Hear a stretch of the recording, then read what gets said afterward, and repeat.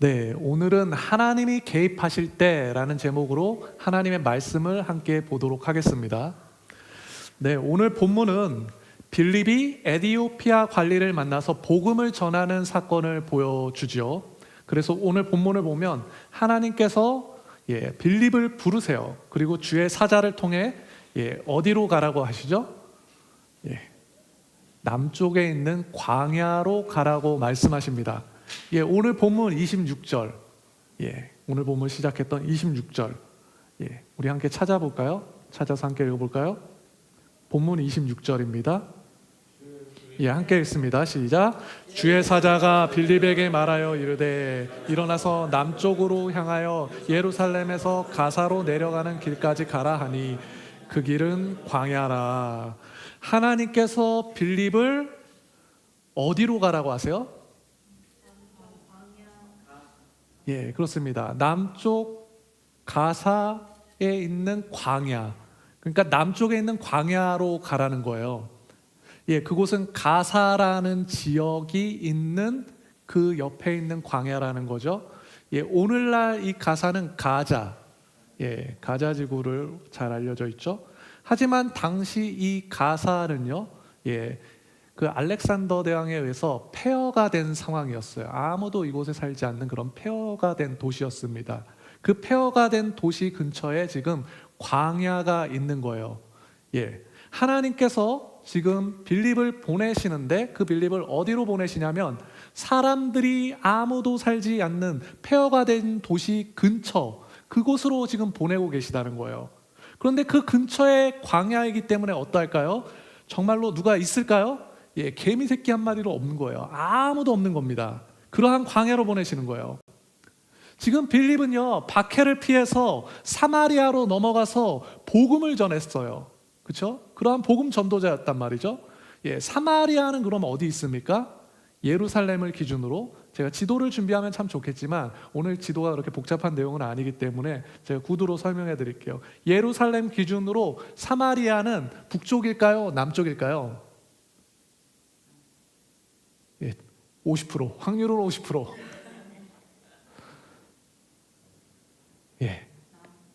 북쪽이에요, 북쪽. 우리 남한에 살고 있어서 남쪽을 다들 너무 좋아하시는 것 같은데, 우리 너무 지리를 모르는 것 같으니까 꼭 우리가, 맞습니다. 우리가 꼭 가봐야 될 것 같습니다, 함께. 사마리아는요, 예루살렘을 중심으로 북쪽인 거예요, 북쪽. 그러면 사마리아가 북쪽인데 빌립은 사마리아로 갔다는 거예요, 북쪽으로. 그래서 사마리아에서 복음을 전하고 그 사마리아가 복음화된 거예요. 그럼 빌립은 이제 어떤 생각을 했을까요? 예수님의 말씀을 따라서 예루살렘과 온 유대와 사마리아를 넘어서 어디까지? 땅끝까지 복음을 전해야겠다라고 생각하는 게 너무나 당연하겠죠. 그래서 오늘날을 기준으로는 어디로 가게 되나요? 북쪽으로 넘어가면, 예루살렘을 넘어서 사마리아를 지나서 북쪽으로 넘어가면 터키가 나오고, 더 북쪽으로 쭉 넘어가면은 어디가 나오죠? 그리스가 나오고, 더 가면 로마가 나오고 스페인이 나와요. 그렇게 땅끝으로 가는 거예요. 이 말은 땅끝까지 복음이 전해지기 위해서는 지금 북쪽으로 가야 하는 거예요? 남쪽으로 가야 하는 거예요? 50%. 북쪽으로 가야 돼요? 남쪽으로 가야 돼요? 땅끝까지 복음이 전해지기 위해서는 북쪽. 광야가 남쪽이라니까, 아무도 없는 곳. 원래 주님의 명령은 땅끝까지 복음이 전해지는 것이고, 그것은 북쪽을 향해 갔어야 돼요. 예루살렘을 기준으로. 더 북쪽으로 가야 한다는 거예요. 그런데 오늘 본문에서, 그래서 오늘 본문 그 마지막 절을 한번 보십시오. 마지막 절. 빌립이 에디오피아 관리를 만난 후에 어디로 갑니까? 본문 40절에 보면은 빌립은, 한번 읽어봅시다. 빌립은 아소도에 나타나 여러 성을 지나다니며 복음을 전하고 가이사랴에 이르니라. 빌립이 어디로 가요? 가이사랴. 먼저 그 전에는 아소도. 아소도는 지금 빌립이 남쪽으로 일단 먼저 가고 나면은 남쪽으로부터 북쪽에 있는 지역이에요. 그리고 가이사랴는 어디냐면 그 아소도로부터 더 북쪽이에요. 그러니까 한마디로 이 말은 뭡니까? 점점 더 북쪽으로 갔다는 얘기예요. 예. 이 에티오피아 사람을 만나는 것 빼고는 모든 게 다 북향이라는 거예요. 원래 계획이 북향이라는 거죠. 예. 북쪽으로 가는 게 빌립의 계획이었고 그것은 주님의 계획이기도 했단 말이에요. 예, 그런데 오늘 본문을 보면 하나님께서 빌립을 어느 쪽으로 부르세요? 예, 북쪽이에요, 남쪽이에요? 남쪽으로 부르신다는 거예요. 이 말은 우리가 하나님의 일을 생각할 때, 예, 하나님의 일을 생각할 때 우리가 그 하나님의 계획을 예, 이미 전에 듣고 안다 하더라도 모든 걸 다 알 수 없다는 말이에요. 하나님의 계획은 북쪽인 줄 알았고 나의 계획도 북쪽을 향하고 있었어요. 그런데 오늘 하나님은 남쪽으로 빌립을 부르신단 말이에요. 예, 따라서 우리는 우리의 계획, 우리의 어떤 방법, 우리의 열심으로만 하나님의 일을 재단하고 생각하면 안 된다는 것입니다. 하나님께서는 우리가 생각하는 방향성이나 효율성 안에서만 일하시는 분이 아니라 그 모든 것을 초월해서 일하시는 분이시라는 거예요. 사랑하는 여러분, 어떤 사람이요, 예, 사역에 대한 많은 경험이 있고, 예, 그리고 여러 달란트와 다양한 능력이 있어요. 예, 그리고 성경에 대해서도 정말로 너무나 잘 압니다. 그래서 교회에 와도 예, 어떤 교회에 대한 사역의 방향성과 목표도 너무나 잘 알고 있다고 쳐봅시다. 예, 그러한 사람이 있다 하더라도 예, 어떠하냐면 우리는 하나님의 그 세밀한 어떤 개입하심과 그 섬세한 인도하심을 받으면서 하나님을 따라가야 한다는 거예요. 빌립이 오늘 그러했던 거예요. 빌립이 사마리아에서 정말로 큰 열매를 얻었어요. 그렇죠? 왜냐하면 그들은 이교도와 같았던 사람들이에요. 예루살렘 사람들의 기준에 의하면 예, 이교도와 같은 이들이 지금 빌립 자신을 통해서 복음을 받아들였던 거예요. 그리고 그들이 복음을 믿게 됐고 그래서 너무나 많은 사람들이 세례를 받게 됐어요. 그래서 빌립이 어떻게 했어요? 자기보다 높은 사도들을 예, 초빙했어요. 그리고 예, 그들을 위해서 안수하고 또 기도하게 되죠. 예, 우리 한국교회를 보면요, 한국교회 60년대부터 80년대까지 한국교회는 정말 큰 부흥기를 누렸습니다. 특별히 서울로 사람들이 막 다 상경하면서 예, 경제 발전이 막 일어나면서 교회에도 사람들이 막 넘쳐나기 시작했어요. 정말로 우리의 신앙의 선배들은 예, 두 번 다시 오지 않을 그런 사역의 큰 성과를 경험하게 되는 거예요. 예, 저도 어렸을 때 살짝 그것을 예, 목격했던 것 같아요. 자, 그럼 한번 가정해 봅시다. 한 목사님이 서울에 올라와서 교회를 개척했어요. 예, 서울에 올라와서 개척했어요. 그리고 부흥했습니다. 그래서 사역에 큰 성과를 이룬 거예요. 그런데 어느 날 갑자기 하나님께서 시골로 가라고 하세요. 예, 좀 남쪽으로 가라. 예, 한 대전까지 갈까요? 아니, 더 남쪽. 그러면 저희 뭐 해남 땅끝까지 갈까요? 거기에 의미 있으니까 그 중간쯤 애매한 데로 좀 가라. 이러면서 보내시는 거예요. 예, 우리도 시골에도 참 여러 종류가 있죠. 예, 사람이 많은 시골도 있고 사람이 정말 없는 시골도 있어요.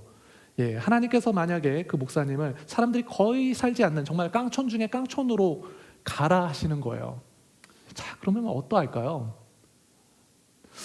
오늘 본문에서 빌립은 마치 이러한 상황 가운데 있는 거죠. 사마리아에서 정말로 큰 사역의 성과를 얻었습니다. 그래서 더 큰 성과를 내기 위해서 지금 북쪽으로 갈 계획을 다 잡아놨단 말이에요. 그런데 하나님께서 어디로 보내세요? 남쪽에 있는 광야로 보내신단 말이에요. 당시 사람들도요, 바보가 아니에요. 예, 그쪽에 사람이 없다는 걸 예, 너무나 잘 알고 있어요. 그곳은 폐허였고 광야였습니다. 사람은커녕 근처에 마을조차 없는 거예요. 그런데요, 그럼에도 빌립은 하나님의 말씀을 듣고 어떻게 하죠? 예, 순종하는 거예요. 27절 앞부분에 뭐라고 합니까? 하나님의 말씀이 떨어지자마자 일어나 가서 보니. 빌립은 하나님께서 말씀하시자마자 일어나 갔다는 겁니다. 그리고 그곳에서 보았다는 거예요. 빌립은 하나님의 말씀에 순종했다는 거죠. 그런 이 복음 전도 사역이 단순히 효과나 효율을 따지는 일이 아니라는 걸 너무나 잘 알고 있었다는 겁니다. 왜냐하면 이 일을 주도하시는 분이 하나님이시라는 사실을 그는 철저하게 신뢰하고 있었기 때문이에요. 사랑하는 여러분, 우리가 신앙생활을 하면서 종종 망각하게 되는 것이 바로 이 포인트입니다. 이 포인트. 우리가 사역을 하면서 신앙생활을 하면서 우리 하나님께서 우리 모든 일을 주도하고 계시는구나. 그 포인트를 자꾸 망각하게 된다는 거예요. 우리의 삶과 우리의 일과 그리고 우리의 사역들, 그 어느 부분에서도 우리가 기억해야 할 것은 뭐냐면 우리 하나님께서 주도하고 계시지 않은 부분은 단 한 부분도 없다는 것입니다. 아멘? 하나님께서 우리의 삶을 주도하고 계신다는 거예요. 하나님께서 우리의 삶에 세밀하게 개입하고 계신다는 것입니다. 그래서 오늘 지금 여기 우리를 섬세하게 지금 하나님께서 인도해 가고 계세요. 자, 그럼 중요한 게 뭡니까? 우리 하나님께서 우리의 삶에 개입하시고 우리의 삶을 인도해 가실 때 우리는 어떻게 해야 돼요? 우리도 빌립처럼 순종할 수 있어야 한다는 거죠. 하나님의 말씀이 우리의 생각과 다르고 우리의 계산과 전혀 다르다 할지라도 그것이 하나님의 뜻이라면 우리는 순종할 수 있어야 한다는 겁니다. 사랑하는 여러분, 지금 우리는 어느 쪽으로 가고 계십니까?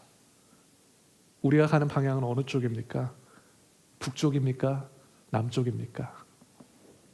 우리가 가고 있는 방향이 하나님께서 말씀하신 곳이어야 할 줄로 믿습니다. 그래서 우리 또한 빌립처럼 주님께서 우리에게 말씀하실 때 기꺼이 순종해야 할 줄로 믿습니다. 서로 축복해 볼까요? 하나님께서 당신의 삶에 개입하고 계십니다. 하나님께서 당신의 삶을 주도하고 계십니다. 자, 그렇습니다. 하나님께서 우리의 삶에 개입하고 계시고 우리의 삶을 주도하고 계세요. 그래서 그분의 주도하심, 그분의 개입하심, 그분의 인도하심에 대해서 우리는 알아야 하는 거죠. 하나님께서 어떻게 우리의 삶 가운데 개입하시고 하나님께서 어떻게 우리의 삶을 주도하고 계시는지, 개입하고 계시는지 우리는 알아야 하는 거예요. 그래서 오늘은 하나님께서 우리에게 개입하시는 방법 3가지에 대해서 좀 살펴보고자 해요. 그 3가지가 뭐냐? 그 3가지는 사람과 성경과 교회예요. 첫 번째는 사람을 통해서 개입하시고, 두 번째는 성경을 통해서 개입하세요. 그리고 세 번째는 교회를 통해서 개입하십니다. 먼저 하나님께서 우리의 삶에 어떻게 개입하시냐? 사람을 통해서 개입하신다는 거예요. 어떤 사람일까요? 하나님의 사람을 통해서 개입하세요. 우리가 세상을 살아가다 보면요, 우리가 많은 사람들을 만나게 됩니다. 정말로 많은 사람들을 만나죠. 많은 사람들이 우리의 삶에 개입해 와요. 가정에서, 직장에서, 학교에서, 때로는 부모님이, 때로는 우리의 자녀가, 때로는 배우자가 우리의 삶에 개입합니다. 때로는 우리 직장 동료가, 그리고 때로는 학교에서 선생님이, 때로는 학교에서 학생들이 우리의 삶에 개입해요. 그리고 우리는 길을 가다가 심지어 별의별 사람들이 우리의 삶에 개입하는 걸 보죠. 가끔 신천지가 전도를 하기도 하고, 도루하십니까가 전도하기도 하고, 길 가는 사람들이 길을 묻기도 하고, 우리는 그러한 사람들에게 크고 작은 어떠한 영향을 주고받으며 살아가고 있다는 거예요. 분명히 이 모든 관계는 하나님의 섭리 가운데 만남이라고 할 수 있어요. 그렇죠? 그것이 좋던 나쁘던 그 모든 만남들은 하나님의 섭리에서 한 채 오차도 없이 벗어날 수 없다는 것입니다. 하지만 하나님께서 우리의 삶 가운데 복음을 드러내시는 방법, 그 생명을 드러내시는 방법은 그 수많은 만남과 관계 가운데 오직 하나님의 사람들을 통해서만 나타내신다는 거예요. 다른 사람들을 통해서는 절대 생명의 역사, 복음의 역사가 나타나지 않는다는 겁니다. 오직 하나님의 사람들을 통해서만 복음과 생명의 역사가 나타난다는 거예요. 하나님께서 세상에 복음을 드러내시는 방법은 세상에서 나와 가까운 사람을 통해서 나타내는 것이 아니고, 세상 가운데 어떤 큰 영향력을 가진 사람들을 통해서 나타내시는 것이 아니라, 오직 어떤 사람이요? 오직 하나님의 사람을 통해서만 그 복음과 생명의 역사를 우리 가운데 나타내신다는 거예요. 오늘 본문을 다시 봅시다. 오늘 본문엔 에디오피아 사람이 나와요. 그 에디오피아 사람은 에디오피아에서 아주 높은 지위를 가진 사람이었어요. 그런데 그 에디오피아 사람이 예루살렘에 왔다가 지금 고국으로 돌아가는 길인 겁니다. 성경은 그가 예배를 드리고 돌아간다고 말해요.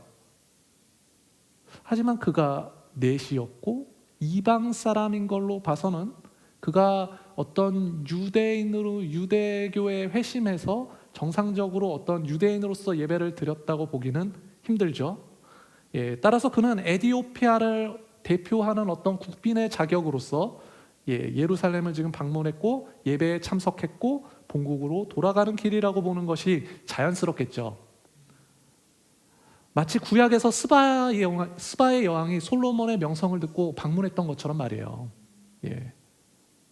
그가 어떻게 예배를 드렸고 왜 예배를 드렸는지 우리는 정확히 알 수 없습니다. 하지만 확실한 건 뭐냐면 그가 돌아가는 길에 어떠한 마음에서였는지 성경을 가지고 있었고 그는 지금 성경을 열심히 읽고 있었다는 거예요. 그런데 그 에디오피아 사람이 성경을 읽으면 읽을수록 어떠했을까요? 그 의미를 잘 모르겠는 거예요. 그리고 읽으면 읽을수록 그 의미를 더 정확하게 알고 싶은 겁니다. 하지만 아무리 고민해도 스스로 이것을 알 수 있어요? 없어요? 없다는 거예요. 그가 아무리 세상에서 높은 지위를 가지고 있고 그가 아무리 세상에서 많은 재산을 가지고 있고 혹은 많은 능력과 지식을 가지고 있다 하더라도 사람은 스스로 성경을 이해할 수 없다는 겁니다. 그렇게 에디오피아 사람은 성경을 깨닫지 못한 채로 본국으로 돌아가고 있는 길이었던 거예요. 그런데 때마침 그곳에 누가 도착합니까? 하나님의 명령을 받은 빌립이 그곳에 도착하는 거예요. 그리고 빌립은 그를 위하여 이 성경을 해석해 주죠. 오늘 본문 30절에서 31절이에요. 함께 읽어볼까요? 빌립이 달려가서 선지자 이사야의 글을 읽는 것을 듣고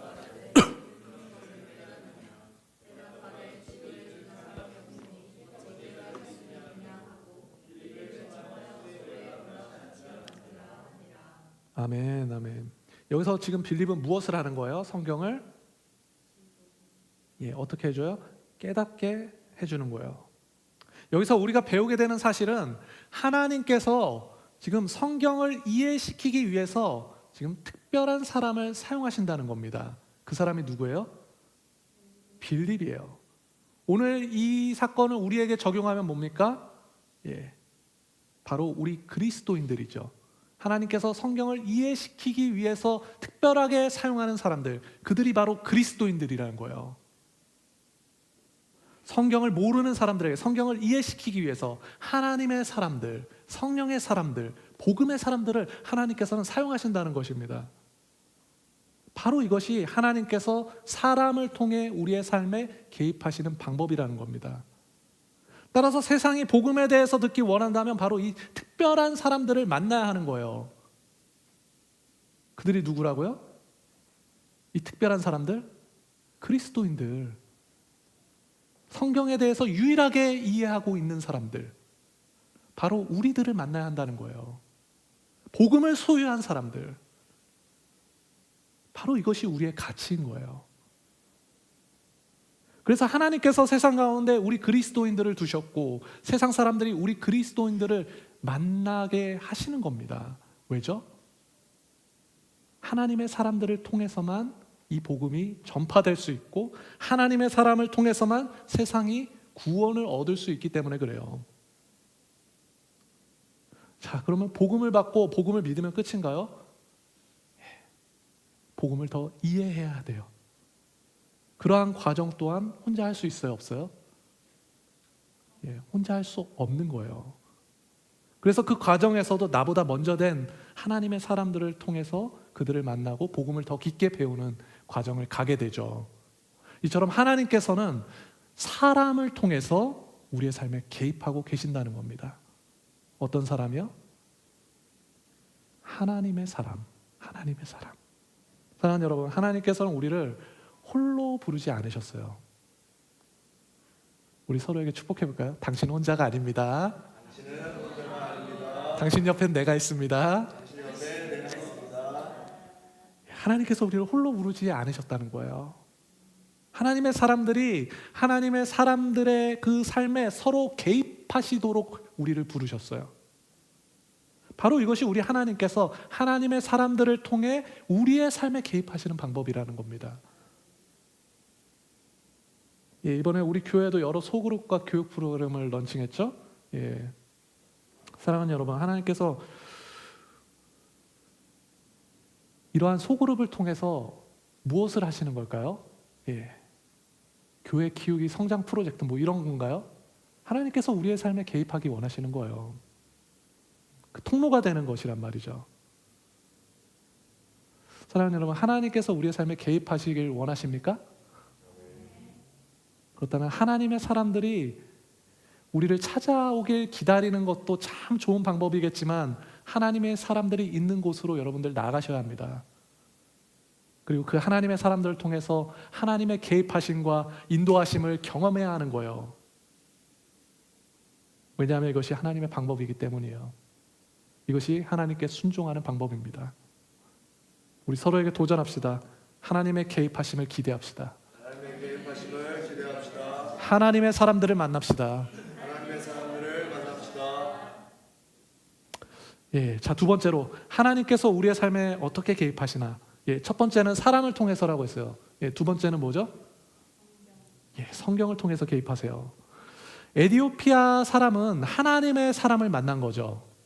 빌립을 만났어요. 그리고 그가 이해하지 못했던 성경에 대해서 이제 물어보게 됩니다.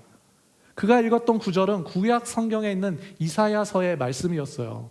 본문 32절에서 33절, 32절에서 33절 우리 함께 읽어봅시다. 읽는 성경 구절은 이것이니 일러스되 그가 도살자에게로 가는 양과 같이 끌려갔고 털 깎는 자 앞에 있는 어린 양이 조용한 같이 그의 입을 열지 아니하였도다. 그가 굴욕을 당할 때 공정한 재판도 받지 못하였으니 누가 그의 세대를 말하리요 그의 생명이 땅에서 빼앗김이로다 하였거늘. 아멘, 아멘. 이 말씀은 누구에 대한 말씀이죠? 예, 이사야서에 있지만 이 말씀은 누구에 대한 말씀이에요? 예수님에 대한 말씀이에요. 예, 자, 그러면 우리가 구약 성경에 기록된 이 이사야의 말씀이 예수님에 대한 말씀인 걸 우리는 어떻게 알았어요? 우리는 어떻게 알았습니까? 예, 우리도 들었겠지만 그것을 알려준 사람들은 신약 성경에서 이것이 예수님에 대한 이야기라는 것을 해석해 주기 때문에 아는 거예요. 예, 그렇죠? 성경은 크게 두 개로 나눠져 있어요. 예, 어떻게 나눠져 있죠? 두 개? 예, 구약과 신약. 예, 구약은 몇 권? 구약이 66권이라고요? 오늘 컨디션이 많이 안 좋으시니까 예, 이해해드리죠. 예, 합쳐서 66권입니다. 힌트는 예, 구약 39, 27. 구약이 39, 신약이 27. 합쳐서 66. 예, 여러분 잘 기억해 보십시오. 예, 성경은 크게 두 개로 나눠져 있어요. 구약이 있고 신약이 있습니다. 빌립이 에디오피아 사람을 만났을 때 그 당시에 신약 성경이 있었을까요? 없었을까요? 예, 없었어요. 왜요? 사건이 있어야 기록이 생기잖아요. 그렇죠? 그러니 빌립이 에디오피아 사람을 만났던 사건이 있었을 때에는 아직 신약 성경이 기록되지 않았던 시점인 거예요. 그때는 오직 어떤 성경만 있었어요? 구약 성경만 있었던 겁니다. 그래서 이 사건이 다 지나가고 나서야 신약 성경이 비로소 기록되게 된 것이죠. 자, 그렇기 때문에 지금 에디오피아 사람에게 그 사람에게는 오늘날 기준으로 신약 성경의 관점으로 제시해 줄 수 있는 어떠한 해석자가 필요한 거예요. 그 사람이 빌립이었죠. 이 말은 구약을 예수님을 중심으로 해석해 줄 사람이 지금 에디오피아 사람에겐 필요했다는 말이에요. 구약 성경을 통해서 그리스도를 말하고 복음을 말해줄 사람이 지금 이 에디오피아 사람에겐 필요했다는 것입니다. 예수님께서 십자가에 죽으셔야만 이 대속의 복음이 성취되죠. 그래서 이사야에 기록된 글처럼 예수님께서는 도살자에게 끌려가는 그러한 양과 같이 끌려갔고 죽기까지 조용히 어떻게 하셨어요? 입을 열지 않았던 거예요. 예수님께서는 끝까지 침묵하셨죠. 그래서 이 구약의 기록은 예수님이 오시고 십자가 사건을 이루시기까지 비밀이었던 거예요. 그 누구도 알 수 없었던 거죠.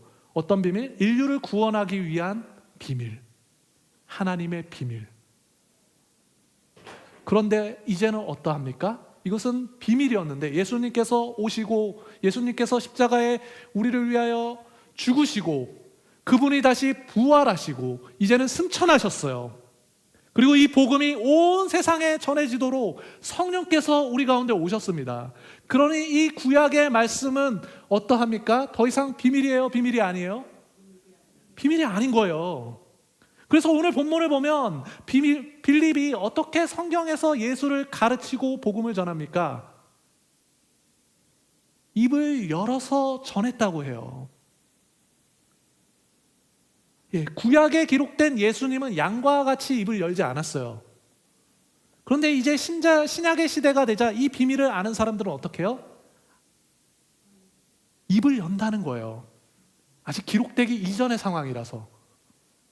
이게 뭐예요? 구약의 비밀은 더 이상 함구해야 될 비밀이 아니라는 거예요. 이것은 복음이라는 겁니다. 이제는 입을 열어 선포해야 할 복음이라는 거예요. 그러니 입을 열어 성경을 통해 예수님을 가르치고 복음을 전하라는 겁니다. 사랑하는 여러분, 신약 성경은 바로 이러한 차원에서 기록되고 모아지고 우리에게 전해진 거예요. 바로 이러한 차원에서 구약 성경도 너무나 중요한 것이죠. 이 시대에 가장 탁월한 성경 해석자로 알려진 앤서니 티슬턴이라는 분이 계세요. 그분이 어떤 말을 했냐면 구약 없이는 신약을 절대 알 수 없다는 말을 했어요. 심지어 베드로전서는 구약을 가르치기 위해서 기록되었다는 말을 남겼습니다. 자, 그러면 우리가 성경을 볼 때 무엇이 중요한 거죠? 신약이 중요할까요? 구약이 중요할까요? 둘 다. 둘 다 중요한 거예요. 그 가운데 하나님의 구원과 복음이 너무나 중요한 거죠. 그래서 우리는 이 구원과 복음을 성취하신 그리스도 중심으로 성경을 보아야 하는 것입니다. 따라서 하나님께서 성경을 통해 우리의 삶에 개입하신다는 것, 하나님께서 성경을 통해 우리의 삶에 개입하신다는 것은 이 성경 전체의 깊이가 전해주는 그 복음의 가치와 그 특권을 우리가 누리는 거예요. 성경을 통해 하나님 나라의 비밀을 우리가 깨닫게 되는 것입니다. 성경을 통해 예수 그리스도를 더욱더 알아가고 그분을 닮아가게 되는 거예요. 그러면 우리가 무엇을 해야 합니까? 성경을 읽고 성경을 공부해야 하는 거예요. 우리가 공부란 말이 굉장히 부담스럽죠? 하지만 이 공부는 매우 영적인 그런 활동인 겁니다. 사랑하는 여러분, 하나님께서 내 인생에 개입하길 고대하십니까? 여러분, 성경 통독에 참여하시고 제자 훈련에 참여하십시오. 그래서 성경이 열어주는 하나님 나라의 세계관을 발견하고 우리의 삶 가운데 예수 그리스도께서 참된 주인 되시는 영광스러운 인생을 우리가 살아가야 하는 것입니다. 우리 서로에게 다시 한번 도전합시다. 하나님의 개입하심을 기대합시다. 성경을 읽고 성경을 공부합시다. 마지막으로 하나님께서 우리의 삶에 어떻게 개입하시죠? 교회를 통해서 개입하신다는 거예요. 하나님께서 우리의 삶에 개입하실 때 사람을 통해서, 그리고 성경을 통해서, 그리고 교회를 통해서 개입하신다는 겁니다. 사도행전은요, 복음이 어떻게 전파되었는지 우리에게 보여주는 동시에 이 교회가 어떻게 태동됐고 어떠한 변천사를 갖는지 그것을 우리에게 보여줘요. 오늘 본문에서 이 복음을 듣게 된 에디오피아 사람은 누구에게 세례를 받아요? 이제 빌립에게 세례를 받아요. 본문 36절에서 38절입니다. 36절에서 38절 함께 읽어볼까요? 길 가다가 물 있는 곳에 이르러 그 내시가 말하되 보라 물이 있으니 내가 세례를 받음에 무슨 거리낌이 있느냐. 이에 명하여 수레를 멈추고 빌립과 내시가 둘 다 물에 내려가 빌립이 세례를 베풀고 아멘 아멘. 이들이 에디오피아 사람은 지금 빌립에게 세례를 받고 있어요. 근데 이들이 어디서 세례를 받죠? 어디서 세례를 받아요? 물에서 세례를 받죠. 물이 있는 곳에서 세례를 받아요. 그런데 이들이 어디서 만났죠? 지금 광야에서 만났어요. 광야에서 만났단 말이에요. 여기서 물이라는 것을 봅시다. 물이라는 것은 여기서 물이라는 단어는 원어로 보면 헬라 원어로 보면 빗물이라는 뜻을 가지고 있어요. 그러면 이 말은 뭐죠? 광야에 지금 물이 있대요. 빗물 같은 게 있대요. 이것은 무엇을 의미하죠? 이들이 지금 세례를 받는 곳이 강가가 아니라 지금 빗물이 고여서 만들어진 어떤 오아시스 같은 그런 곳이라고 할 수 있어요. 오아시스가 그렇게 형성되잖아요. 빗물이 누적돼서 지하수가 돼서 그것이 오아시스가 되는 거예요. 그래서 오늘 초점을 좀 잡고자 하는 건 이 세례의 형식입니다. 세례의 형식. 우리가 기억해 봅시다. 예수님께서는 어디에서 세례를 받으셨어요? 강에서 받으셨죠. 요단강에서 받으셨어요. 그런데 이들은 지금 어때요? 흐르는 물, 그런 강에서 세례를 받지 않고 지금 오아시스라는 이렇게 고인물에서 세례를 받고 있다는 거죠. 이 말은 지금 뭡니까? 이들이 세례의 어떤 본질은 지키되 그 형식에 있어서는 자유로웠다는 거예요. 그 형식을 좀 바꾸었다는 것이죠. 실제로 우리가 교회사를 보면요, 세례의 형식은 그 상황에 따라서 좀 다양했습니다. 몸 전체에 흐르는 물에 담그는 것을